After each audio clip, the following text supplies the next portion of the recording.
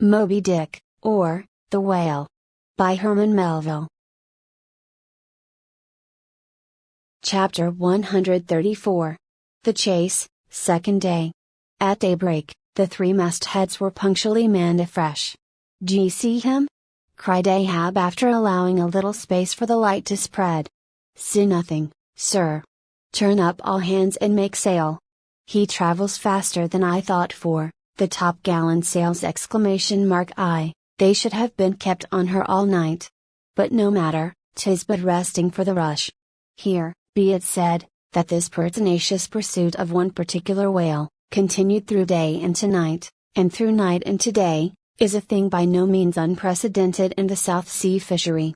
For such is the wonderful skill, prescience of experience, and invincible confidence acquired by some great natural geniuses among the Nantucket commanders, that from the simple observation of a whale when last descried, they will, under certain given circumstances, pretty accurately foretell both the direction in which he will continue to swim for a time, while out of sight, as well as his probable rate of progression during that period. And, in these cases, somewhat as a pilot, when about losing sight of a coast, whose general trending he well knows, and which he desires shortly to return to, again, but at some further point, like as this pilot stands by his compass, and takes the precise bearing of the cape at present visible, in order the more certainly to hit aright the remote, unseen headland, eventually to be visited, so does the fisherman, at his compass, with the whale, for after being chased, and diligently marked, through several hours of daylight, then, when night obscures, the fish, the creature's future wake through the darkness is almost as established to the sagacious mind of the hunter, as the pilot's coast is to him. So that to this hunter's wondrous skill, the proverbial evanescence of a thing writ in water, awake, is to all desired purposes well nigh as reliable as the steadfast land. And as the mighty iron leviathan of the modern railway is so familiarly known in its every pace, that, with watches in their hands, men time his rate as doctors that of a baby's pulse, and lightly say of it, the up train or the down train will reach such or such a spot, at such or such an hour, even so, almost, there are occasions when these Nantucketers time that other leviathan of the deep, according to the observed humor of his speed, and say to themselves, so many hours hence this whale will have gone 200 miles, will have about reached this or that degree of latitude or longitude. But to render this acuteness at all successful in the end, the wind and the sea must be the whaleman's allies, for of what present avail to the becalmed or windbound mariner is the skill that assures him he is exactly 93 leagues and a quarter from his port? Inferable from these statements, are many collateral subtle matters touching the chase of whales. The ship Turan, leaving such a furrow in the sea as when a cannonball, missent, becomes a plowshare and turns up the level field. By salt and hemp, cried Stubb, but this swift motion of the deck creeps up one's legs and tingles at the heart. This ship and I are two brave fellows! Ha, ha. Some one take me up, and launch me, spine-wise, on the sea, for by live oaks. My spine's a keel. Ha, ha. We go the gait that leaves no dust behind. There she blows, she blows! She blows! Right ahead. Was now the masthead cry. Aye, cried Stubb, I knew it, ye can't escape, blow on and split your spout, O whale. The mad fiend himself is after ye. Blow your trump, blister your lungs! Ahab will dam off your blood, as a miller shuts his water gate upon the stream. And Stubb did but speak out for well nigh all that crew. The frenzies of the chase had by this time worked them bubblingly up, like old wine worked anew. Whatever pale fears and forebodings some of them might have felt before, these were not only now kept out of sight through the growing awe of Ahab, but they were broken up, and on all sides rooted, as timid prairie hares that scatter before the bounding bison. The hand of fate had snatched all their souls, and by the stirring perils of the previous day, the rack of the past night's suspense, the fixed, unfearing, blind, reckless way in which their wild craft went plunging towards its flying mark, by all these things, their hearts were bowled along. The wind that made great bellies of their sails, and rushed the vessel on by arms invisible as irresistible, This seemed the symbol of that unseen agency which so enslaved them to the race. They were one man, not 30. For as the one ship that held them all, though it was put together of all contrasting things, oak, and maple, and pine wood, iron, and pitch, and hemp, yet all these ran into each other in the one concrete hull, which shot on its way, both balanced and directed by the long central keel. Even so, all the individualities of the crew, this man's valor, that man's fear, guilt and guiltiness, all varieties were welded into oneness, and were all directed to that fatal goal which Ahab their one lord and keel did point to. The rigging lived. The mastheads, like the tops of tall palms, were outspreadingly tufted with arms and legs. Clinging to a spar with one hand, some reached forth the other with impatient wavings, others, shading their eyes from the vivid sunlight, sat far out on the rocking yards, all the spars in full bearing of mortals, ready and ripe for their fate. Ah! How they still strove through that infinite blueness to seek out the thing that might destroy them. Why sing ye not out, for him, if ye see him? Cried Ahab, when, after the lapse of some minutes since the first cry, no more had been heard. Sway me up, men, ye have been deceived, not Moby Dick casts one odd jet that way, and then disappears. It was even so, in their headlong eagerness, the men had mistaken some other thing for the whale's spout, as the event itself soon proved, for hardly had Ahab reached his perch, hardly was the rope belayed to its pin on deck, when he struck the keynote to an orchestra, that made the air vibrate as with the combined discharges of rifles. The triumphant halloo of 30 buckskin lungs was heard, as, much nearer to the ship than the place of the imaginary jet, less than a mile ahead, Moby Dick bodily burst into view. For not by any calm and indolent spoutings, not by the peaceable gush of that mystic fountain in his head, did the white whale now reveal his vicinity, but by the far more wondrous phenomenon of breaching. Rising with his utmost velocity from the furthest depths, the sperm whale thus booms his entire bulk into the pure element of air, and piling up a mountain of dazzling foam, shows his place to the distance of 7 miles and more. In those moments, the torn, enraged waves he shakes off, seem his main. In some cases, this breaching is his act of defiance. There she breaches! There she breaches! Was the cry, as in his immeasurable bravadoes the white whale tossed himself salmon-like to heaven. So suddenly seen in the blue plain of the sea, and relieved against the still bluer margin of the sky, the spray that he raised, for the moment, intolerably glittered and glared like a glacier, and stood there gradually fading and fading away from its first sparkling intensity, to the dim mistiness of an advancing shower in a vale. "Aye, breach your last to the sun, Moby Dick!" cried Ahab, "thy hour and thy harpoon are at hand!" Down. Down all of ye, but one man at the fore. The boat's stand by. Unmindful of the tedious rope ladders of the shrouds, the men, like shooting stars, slid to the deck, by the isolated backstays and halyards, while Ahab, less startlingly, but still rapidly was dropped from his perch. "Lower away," he cried, so soon as he had reached his boat, a spare one, rigged the afternoon previous. "Mr. Starbuck, the ship is thine, keep away from the boats, but keep near them. Lower, all!" As if to strike a quick terror into them, by this time being the first assailant himself, Moby Dick had turned, and was now coming for the 3 crews. Ahab's boat was central, and cheering his men, he told them he would take the whale head and head, that is, pull straight up to his forehead, a not uncommon thing, for when within a certain limit, such a course excludes a coming onset from the whale's sidelong vision. But ere that close limit was gained, and while yet all 3 boats were plain as the ship's 3 masts to his eye, the white whale churning himself into furious speed, almost in an instant as it were, rushing among the boats with open jaws, and a lashing tail, offered appalling battle on every side, and heedless of the iron started at him from every boat, seemed only intent on annihilating each separate plank of which those boats were made. But skillfully maneuvered, incessantly wheeling like train chargers in the field, the boats for a while eluded him, though, at times, but by a plank's breadth, while all the time, Ahab's unearthly slogan tore every other cry but his to shreds.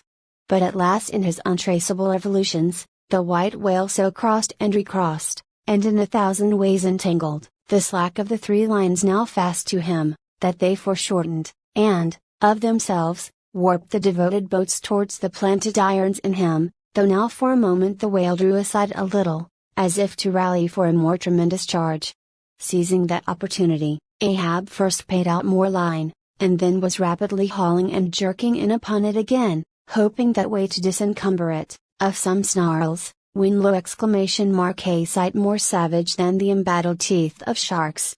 Caught and twisted, corkscrewed in the mazes of the line, loose harpoons and lances, with all their bristling barbs and points, came flashing and dripping up to the chocks in the bows of Ahab's boat. Only one thing could be done. Seizing the boat knife, he critically reached within, through, and then, without, the rays of steel, dragged in the line beyond, past it, inboard, to the bowsman, and then, twice sundering the rope near the chocks, dropped the intercepted fagot of steel into the sea, and was all fast again. That instant, the white whale made a sudden rush among the remaining tangles of the other lines, by so doing, irresistibly dragged the more involved boats of Stubb and Flask towards his flukes, dashed them together like 2 rolling husks on a surf-beaten beach, and then, diving down into the sea, disappeared in a boiling maelstrom, in which, for a space, the odorous cedar chips of the wrecks danced round and round, like the grated nutmeg in a swiftly stirred bowl of punch. While the 2 crews were yet, circling in the waters, reaching out after the revolving line tubs, oars, and other floating furniture, while a slope little Flask bobbed up and down like an empty vial, twitching his legs upwards to escape the dreaded jaws of sharks, and Stubb was lustily singing out for someone to ladle him up, and while the old man's line, now parting, admitted of his pulling into the creamy pool to rescue whom, he could in that wild simultaneousness of 1,000 concreted perils, Ahab's yet unstricken boat seemed drawn up towards heaven by invisible wires, as, arrow-like, shooting perpendicularly from the sea, the white whale dashed his broad forehead against its bottom, and sent it, turning over and over, into the air, till it fell again, gunnel downwards, and Ahab and his men struggled out from under it, like seals from a seaside cave. The first uprising momentum of the whale, modifying its direction as he struck the surface, involuntarily launched him along it, to a little distance from the center of the destruction he had made, and with his back to it, he now lay for a moment slowly feeling with his flukes from side to side, and whenever a stray oar, bit of plank, the least chip or crumb of the boats touched his skin, his tail swiftly drew back, and came sideways smiting the sea. But soon, as if satisfied that his work for that time was done, he pushed his pleated forehead through the ocean, and trailing after him the intertangled lines, continued his leeward way at a traveler's methodic pace. As before, the attentive ship having descried the whole fight, again came bearing down to the rescue, and dropping a boat, picked up the floating mariners, tubs, oars, and whatever else could be caught at, and safely landed them on her decks. Some sprained shoulders, wrists, and ankles, livid contusions, wrenched harpoons and lances, inextricable intricacies of rope, shattered oars and planks, all these were there, but no fatal or even serious ill seemed to have befallen any one. As, with Fiddler the day before, so Ahab was now found grimly clinging to his boat's broken half, which afforded a comparatively easy float, nor did it so exhaust him as the previous day's mishap. But when he was helped to the deck, all eyes were fastened upon him, as instead of standing by himself he still half hung upon the shoulder of Starbuck, who had thus far been the foremost to assist him. His ivory leg had been snapped off, leaving but one short sharp splinter. Aye, Starbuck, 'tis sweet to lean sometimes, be the leaner who he will, and when old Ahab had leaned oftener than he has. The ferrule has not stood, sir, said the carpenter, now coming up, I put good work into that leg. But no bones broken, sir, I hope, said Stubb with true concern. Aye. And all splintered to pieces, Stubb ! Do ye see it? But even with a broken bone, old Ahab is untouched, and I'll count no living bone of mine one jot more me, than this dead one that's lost. Nor white whale, nor man, nor fiend, can so much as graze old Ahab in his own proper and inaccessible being. Can any lee touch yonder floor, any mast scrape yonder roof? Aloft there. Which way? Dead to leeward, sir. Up helm, then, pile on the sail again, ship keepers. Down the rest of the spare boats and rig them, Mr. Starbuck away, and muster the boat's crews. Let me first help thee towards the bulwarks, sir. Oh, oh, oh! How this splendor gores me now! Accursed fate! That the unconquerable captain in the soul should have such a craven mate! Sir? My body, man, not thee. Give me something for a cane, there, that, shivered lance will do. Muster the men. Surely I have not seen him yet. By heaven it cannot be! Missing? Quick. Call them all. The old man's hinted thought was true. Upon mustering the company, the Parsee was not there. The Parsee! Cried Stubb, he must have been caught in the black vomit trench! Run all of ye above, alow, cabin, forecastle, find him, not gone, not gone. But quickly they returned to him with the tidings that the Parsee was nowhere to be found. "Aye, sir," said Stubb, "caught among the tangles of your line. I thought I saw him dragging under." "My line? My line? Gone? Gone? What means that little word? What death knell rings in it, that old Ahab shakes as if he were the belfry? The harpoon, too! Toss over the litter there, do ye see it? The forged iron, men, the white whales, no, no, no, blistered fool. This hand did dart it. 'Tis in the fish! Aloft there. Keep him nailed, quick! All hands to the rigging of the boats, collect the oars, harpooneers. The irons! Hoist the royals higher, a pull on all the sheets! Helm there. Steady, steady for your life. I'll 10 times girdle the unmeasured globe, yea, and dive straight through it, but I'll slay him yet, great God! But for one single instant show thyself!" cried Starbuck. "Never, never wilt thou capture him, old man, in Jesus' name! No more of this, that's worse than devil's madness. 2 days chased, twice stove to splinters, thy very leg once more snatched from under thee, thy evil shadow gone, all good angels mobbing thee with warnings! What more wouldst thou have? Shall we keep chasing this murderous fish till he swamps the last man? Shall we be dragged by him to the bottom of the sea? Shall we be towed by him to the infernal world? Oh, oh, impiety and blasphemy to hunt him more! Starbuck, of late I've felt strangely moved to thee, ever since that hour we both saw, thou knowst what, in one another's eyes. But in this matter of the whale, be the front of thy face to me as the palm of this hand, ellipseless, unfeatured blank. Ahab is forever Ahab, man. This whole act's immutably decreed. 'Twas rehearsed by thee and me a billion years before this ocean rolled. Fool! I am the fate's lieutenant, I act under orders.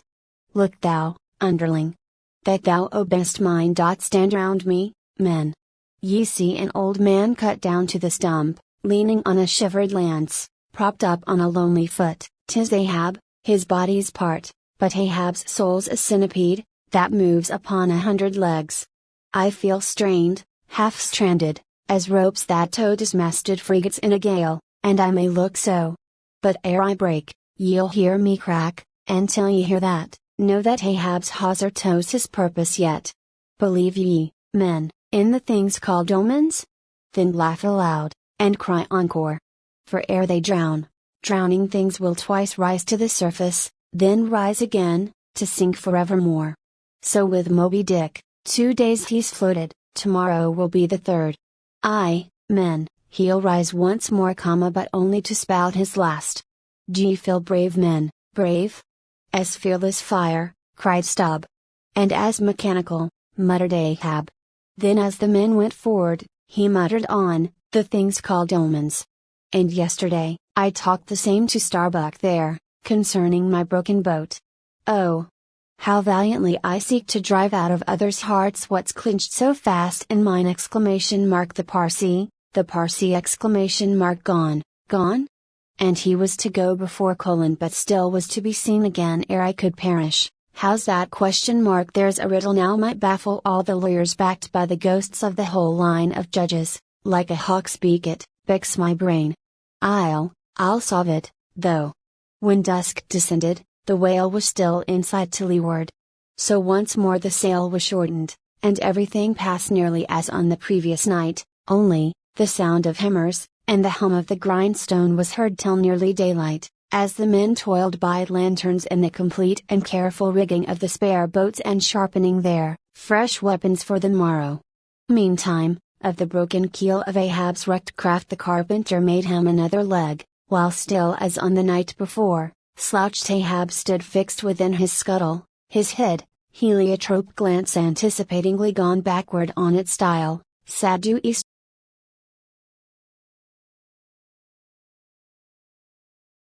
Chapter 135. The Chase. Third day.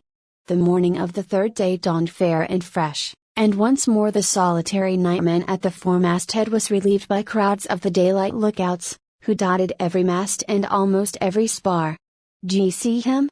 cried Ahab, but the whale was not yet in sight. "In his infallible wake, though, but follow that wake, that's all.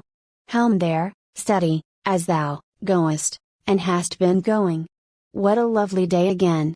Were it a new-made world, and made for a summer house to the angels, and this morning the first of its throwing open to them, a fairer day could not dawn upon that world. Here's food for thought." Had Ahab time to think, but Ahab never thinks, he only feels, that's tingling enough for mortal man. To think's audacity. God only has that right and privilege. Thinking is, or ought to be, a coolness and a calmness, and our poor hearts throb, and our poor brains beat too much for that. And yet, I've sometimes thought my brain was very calm, frozen calm. This old skull cracks so, like a glass in which the contents turn to ice, and shiver it. And still this hair is growing now, this moment growing, and heat must breed it, but no, it's like that sort of common grass that will grow anywhere, between the earthy clefts of Greenland ice or in Vesuvius lava.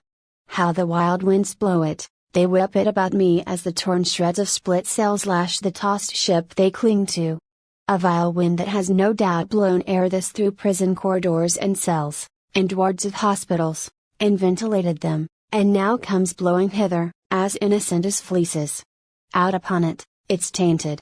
Were I the wind, I'd blow no more on such a wicked, miserable world. I'd crawl somewhere to a cave, and slink there. And yet, 'tis a noble and heroic thing, the wind. Whoever conquered it? In every fight it has the last and bitterest blow. Run tilting at it, and you but run through it. Ha! A coward wind that strikes stark naked men, but will not stand to receive a single blow. Even Ahab is a braver thing, a nobler thing than that.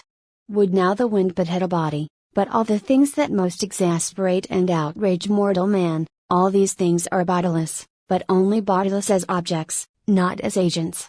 There's a most special, a most cunning, oh, a most malicious difference.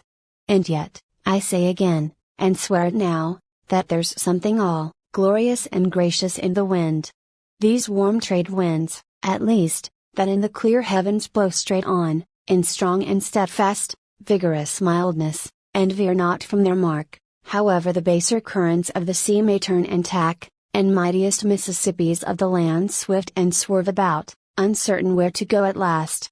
And by the eternal poles, these same trades that so directly blow my good ship on, these trades, or something like them, something so unchangeable, and full as strong, blow my keeled soul along. To it. Aloft there. What do ye see? Nothing, sir. Nothing. And noon at hand. The doubloon goes a-begging. See the sun. Aye, it must be so. I've oversailed him. How, got the start. Aye, he's chasing me now, not I, him, that's bad, I might have known it, too, fool. The lines, the harpoons he's towing. Aye, I have run him by last night. About. Come down, all of ye, but the regular lookouts. Man the braces." Steering as she had done, the wind had been somewhat on the Pequod's quarter, so that now being pointed in the reverse direction, the braced ship sailed hard upon the breeze as she rechurned the cream in her own white wake. "Against the wind he now steers for the open jaw," murmured Starbuck to himself, as he coiled the new hauled main brace upon the rail. "God keep us, but already my bones feel damp within me, and from the inside wet my flesh. I misdoubt me that I disobey my God in obeying him. Stand by to sway me up," cried Ahab, advancing to the hempen basket. "We should meet him soon." Aye, sir," and straightway, Starbuck did Ahab's bidding, and once more Ahab swung on high. A whole hour now passed, gold beaten out to ages. Time itself now held long breaths with keen suspense. But at last, some 3 points off the weather bow, Ahab descried the spout again, and instantly from the 3 mastheads 3 shrieks went up as if the tongues of fire had voiced it. "Forehead to forehead I meet thee, this third time, Moby Dick. On deck there!" Brace sharper up, crowd her into the wind's eye. "He's too far off to lower yet, Mr. Starbuck. The sails shake. Stand over that helmsman with the topmaul. So, he travels fast, and I must down. But let me have one more good round look aloft here at the sea, there's time for that. An old sight, and yet somehow so young, and not changed a wink since I first saw it, a boy, from the sandhills of Nantucket. The same! The same to Noah as to me. There's a soft shower to leeward. Such lovely leewardings! They must lead somewhere, to something else than common land, more palmy than the palms. Leeward. The white whale goes that way, look to windward, then, the better if the bitter a corner. But goodbye, old masthead. What's this ? Green? Aye, tiny mosses in these warped cracks. No such green weather stains on Ahab's head. There's the difference now between man's old age and matters. But old mast, we both grow old together, sound in our hulls, though, are we not, my ship? Minus a leg, that's all. By heaven this deadwood has the better of my live flesh every way. I can't compare with it, and I've known some ships made of dead trees outlast the lives of men made of the most vital stuff of vital fathers. What's that he said? He should still go before me, my pilot, and yet to be seen again? But where?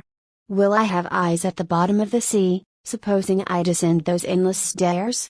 And all night I've been sailing from him, wherever he did sink to.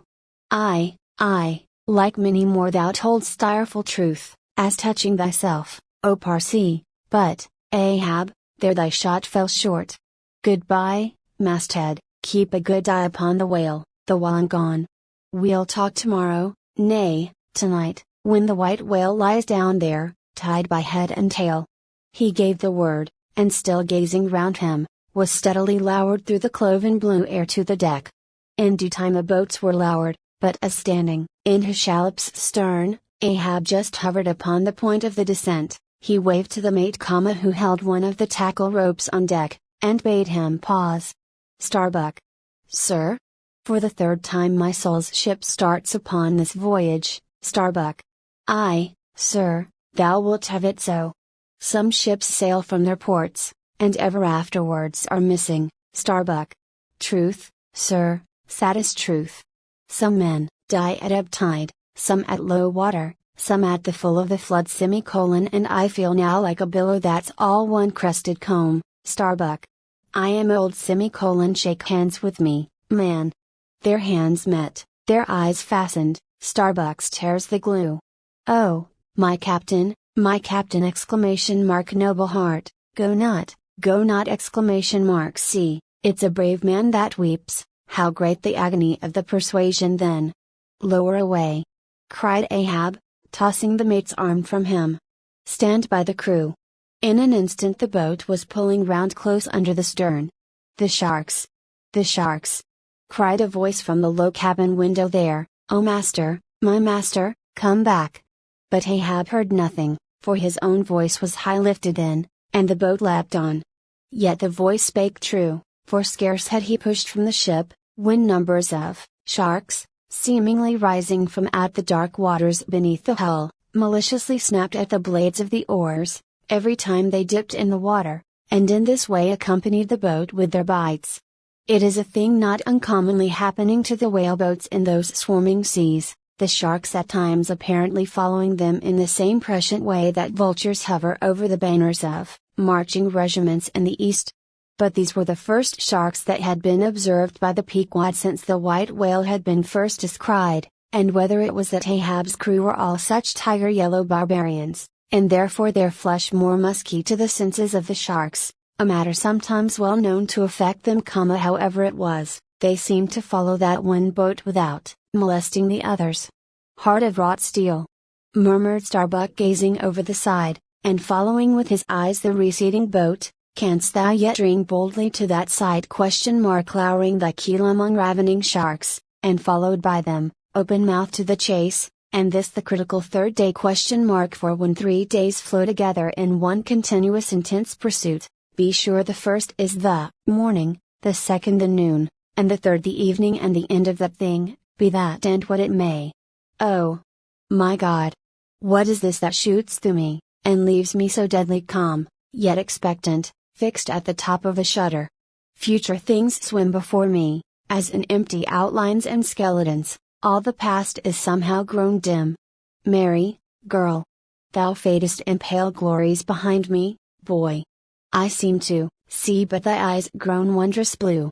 Strangest problems of life seem clearing, but clouds sweep between. Is my journey's end coming? My legs feel faint, like his who has footed it all day. Fill thy heart, beats it yet? Stir thyself, Starbuck! Stave it off, move, move. Speak aloud! Masthead there. See ye my boy's hand on the hill? Crazed! Aloft there! Keep thy keenest eye upon the boats! Well, the whale! Ho! Again! Drive off that hawk! See! He becks, he tears the vane pointing to the red flag flying at the main truck, ha! He soars away with it! Where's the old man now? Seest thou that sight, O Ahab! Shudder, shudder! The boats had not gone very far, when by a signal from the masthead's a downward pointed arm, Ahab knew that the whale had sounded, but intending to be near him at the next rising, he held on his way a little sideways from the vessel, the becalmed crew maintaining the profoundest silence, as the head-beat waves hammered and hammered against the opposing bow. Drive, drive in your nails, O ye waves! To their uttermost heads drive them in! Ye but strike a thing without a lid, and no coffin and no hearse can be mine, and hemp only can kill me. Ha! Ha! Suddenly the waters around them slowly swelled in broad circles, then quickly upheaved, as if sideways sliding from a submerged berg of ice, swiftly rising to the surface. A low rumbling sound was heard, a subterraneous hum, and then all held their breaths, as bedraggled with trailing ropes, and harpoons, and lances, a vast form shot lengthwise, but obliquely from the sea. Shrouded in a thin drooping veil of mist, it hovered for a moment in the rainbowed air, and then fell swamping back into the deep. Crushed 30 feet upwards, the waters flashed for an instant like heaps of fountains, then brokenly sank in a shower of flakes, leaving the circling surface creamed like new milk round the marble trunk of the whale. "Give way!" cried Ahab to the oarsmen, and the boat started forward to the attack, but maddened by yesterday's fresh irons that corroded in him, Moby Dick seemed combinedly possessed by all the angels that fell from heaven. The wide tiers of welded tendons overspreading his broad white forehead, beneath the transparent skin, looked knitted together, as head-on, he came churning his tail among the boats, and once more flailed them apart, spilling out the irons and lances from the two mates' boats, and dashing in one side of the upper part of their bows, but leaving Ahab's almost without a scar.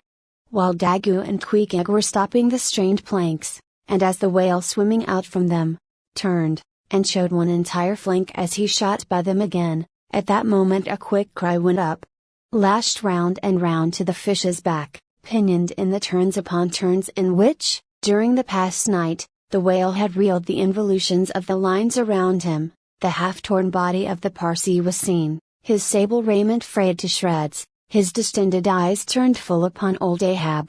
The harpoon dropped from his hand. Befooled. Drawing in a long lean breath, I, Parsee. I see thee again. And thou goest before, and this then is the hearse that thou didst promise. But I hold thee to the last letter of thy word. Where is the second hearse? Away, mates, to the ship. Those boats are useless now, repair them if ye can in time, and return to me, if not, Ahab is, enough to die. Down, men. The first thing that but offers to jump from this boat I stand in, that thing I harpoon. Ye are not other men, but my arms and my legs, and so obey me. Where's the whale? Gone down again? But he looked too nigh the boat, for as if bent upon escaping with the corpse he bore, and as if the particular place of the last encounter has been but a stage in his leeward voyage, Moby Dick was now again steadily swimming forward, and had almost passed the ship, which thus far had been sailing in the contrary direction to him, though for the present her headway had been stopped. He seemed swimming with his utmost velocity, and now only intent upon pursuing his own straight path in the sea. "Oh! Ahab," cried Starbuck, "not too late is it, even now, the third day, to desist? See! Moby Dick seeks thee not. It is thou, that madly seekest him." Setting sail to the rising wind, the lonely boat was swiftly impelled to leeward, by both oars and canvas. And at last, when Ahab was sliding by the vessel, so near as plainly to distinguish Starbuck's face as he leaned over the rail, he hailed him to turn the vessel about, and follow him, not too swiftly, at a judicious interval. Glancing upwards, he saw Tashko, Gweekig, and Daggoo, eagerly mounting to the three mastheads, while the oarsmen were rocking in the two staved boats which had but just been hoisted to the side, and were busily at work in repairing them. One after the other, through the portholes, as he sped, he also caught flying glimpses of Stubb and Flask, busying themselves on deck among bundles of new irons and lances. As he saw all this, as he heard the hammers in the broken boats, far other hammers seemed driving a nail into his heart. But he rallied. And now, marking that the vane or flag was gone from the main masthead, he shouted to Tashko, who had just gained that perch, to descend again for another flag, and a hammer and nails, and so nail it to the mast. Whether fagged by the 3 days' running chase, and the resistance to his swimming in the knotted hamper he bore, or whether it was some latent deceitfulness and malice in him, whichever was true, the white whale's way now began to abate, as it seemed, from the boat so rapidly nearing him once more, though indeed the whale's last start had not been so long a one as before. And still as Ahab glided over the waves, the unpitying sharks accompanied him, and so pertinaciously stuck to the boat, and so continually bit at the plying oars, that the blades became jagged and crunched, and left small splinters in the sea, at almost every dip. Heed them not. Those teeth but give new rollicks to your oars. Pull on. 'Tis the better rest, the shark's jaw than the yielding water. But at every bite, sir, the thin blades grow smaller and smaller. They will last long enough. Pull on! But who can tell, he muttered, whether these sharks swim to feast on the whale or on Ahab? But pull on. Aye, all alive, now, we near him. The helm. Take the helm. Let me pass. And so saying, 2 of the oarsmen helped him forward to the bows of the still flying boat. At length, as the craft was cast to one side, and ran ranging along with the white whale's flank, he seemed strangely oblivious of its advance, as the whale sometimes will, and Ahab was fairly within the smoky mountain mist, which, thrown off from the whale's spout, curled round his great monadnock hump. He was even thus close to him, when, with body arched back, and both arms lengthwise high lifted to the poise, he darted his fierce iron, and his far fiercer curse, into the hated whale. As both steel and curse sank to the socket, as if sucked into a morass, Moby Dick sideways writhed, spasmodically rolled his knife flank against the bow, and, without staving a hole in it, so suddenly canted the boat over, that had it not been for the elevated part of the gunwale to which he then clung, Ahab would once more have been tossed into the sea. As it was, 3 of the oarsmen, who foreknew not the precise instant of the dart, and were therefore unprepared for its effects, these were flung out, but so fell, that, in an instant 2 of them clutched the gunwale again, and rising to its level on a combing wave, hurled themselves bodily inboard again, the third man helplessly dropping astern, but still afloat and swimming.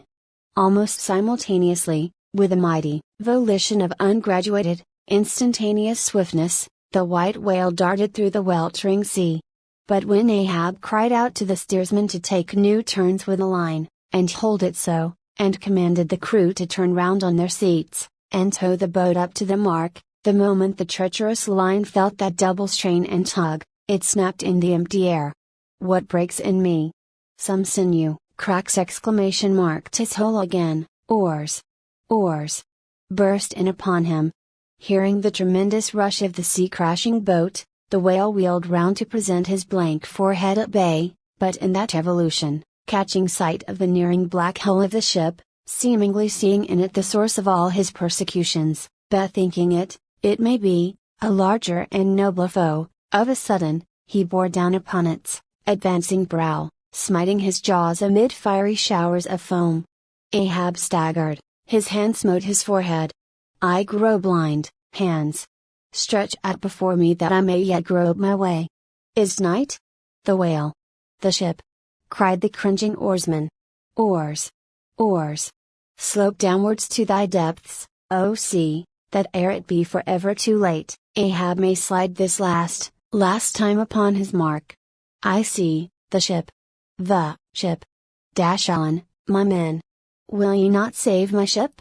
But as the oarsmen violently forced their boat through the sledge-hammering seas, the before whale-smitten bow ends of 2 planks burst through, and in an instant almost, the temporarily disabled boat lay nearly level with the waves, its half-waiting, splashing crew, trying hard to stop the gap and bail out the pouring water.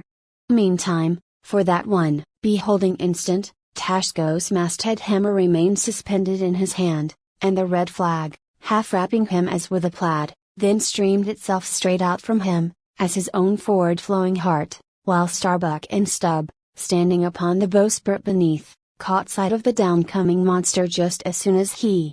The whale, the whale! Up helm, up helm!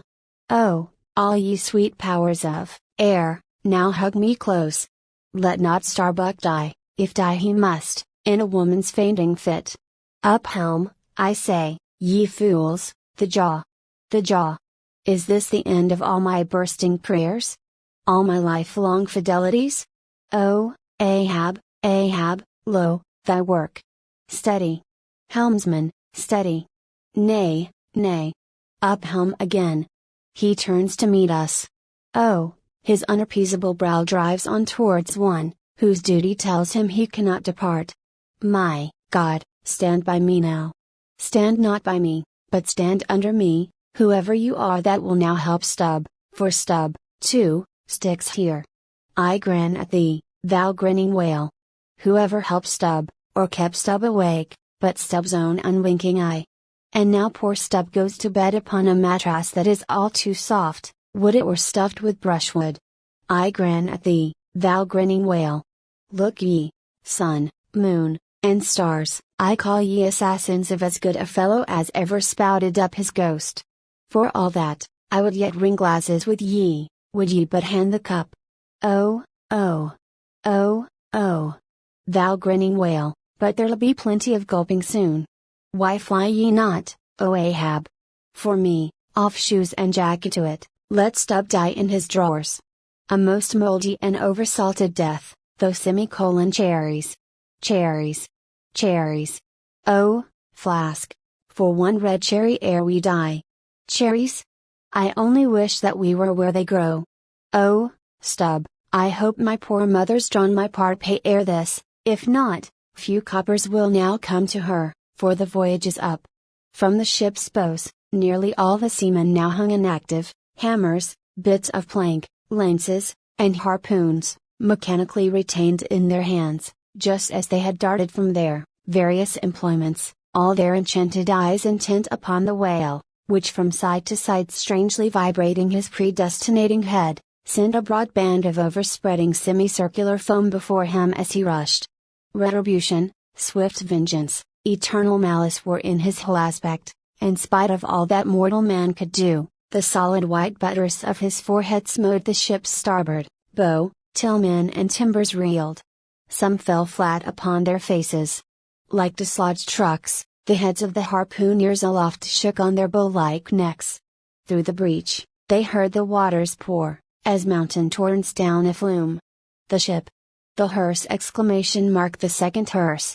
Cried Ahab from the boat, its wood could only be American. Diving beneath the settling ship, the whale ran, quivering along its keel, but turning under water, swiftly shot to the surface again, far off the other bow, but within a few yards of Ahab's boat, where, for a time, he lay quiescent. I turn my body from the sun. What ho, Tashko! Let me hear thy hammer. Oh! Ye three unsurrendered spires of mine, thou uncracked keel, and only God-bullied hull, thou firm deck, and haughty helm, and pole-pointed, prow, death-glorious ship! Must ye then perish, and without me? Am I cut off from the last fond pride of meanest shipwrecked captains? Oh, lonely death on lonely life!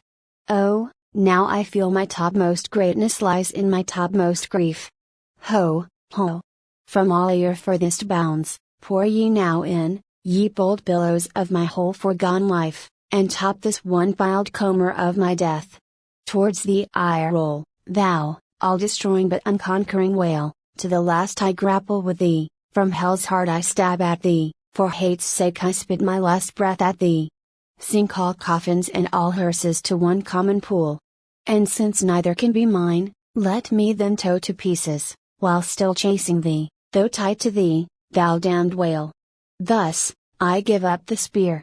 The harpoon was started, the stricken whale flew forward, with igniting velocity the line ran through the grooves ran foul. Ahab stooped to clear it, he did clear it, but the flying turn caught him round the neck, and voicelessly as Turkish mutes bowstring their victim, he was shot out of the boat, ere the crew knew he was gone. Next instant, the heavy ice plies in the rope's final end flew out of the stark empty tub, knocked down an oarsman, and smiting the sea, disappeared in its depths. For an instant, the tranced boat's crew stood still, then turned. The ship? Great God, where is the ship? Soon they through dim, bewildering mediums saw her sidelong fading phantom, as in the gaseous Fata Morgana, only the uppermost masts out of water, while fixed by infatuation, or fidelity, or fate, to their once lofty perches, the pagan harpooneers still maintained their sinking lookouts on the sea.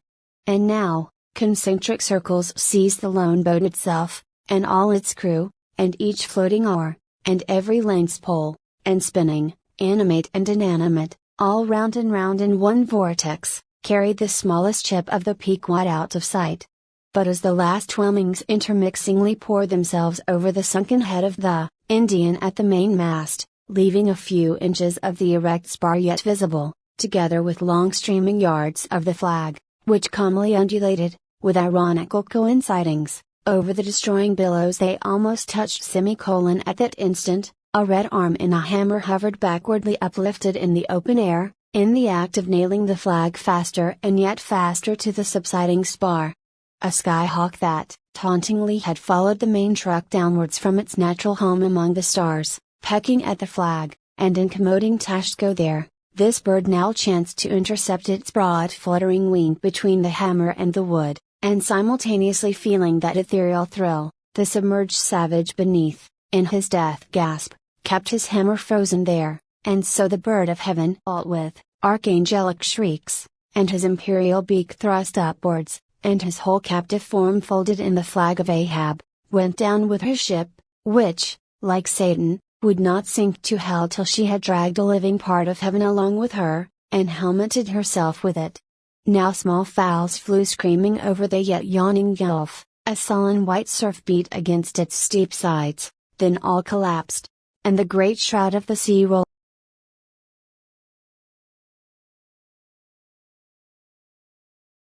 Epilogue. And I only am escaped alone to tell the job.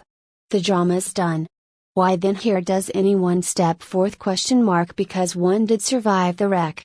It so chanced, that after the Parsee's disappearance, I was he whom the fates ordained to take the place of Ahab's bowsman, when that bowsman assumed the vacant post, the same, who, when on the last day the 3 men were tossed from out of the rocking boat, was dropped astern.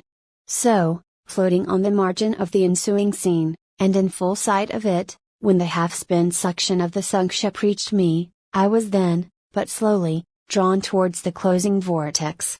When I reached it, it had subsided to a creamy pool. Round and round, then, and ever contracting towards the button-like black bubble at the axis of that slowly wheeling circle, like another Ixion I did revolve.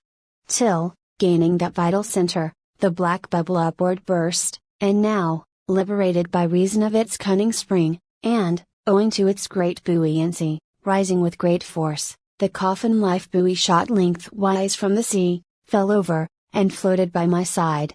Buoyed up by that coffin, for almost one whole day and night, I floated on a soft and dirge-like main. The unharming sharks, they glided by as if with padlocks on their mouths, the savage sea hawks sailed with sheathed beaks. On the second day, a sail drew nearer, and picked me up at last. It was the devious cruising Rachel, that in her retracing search after her missing children, only found another orphan.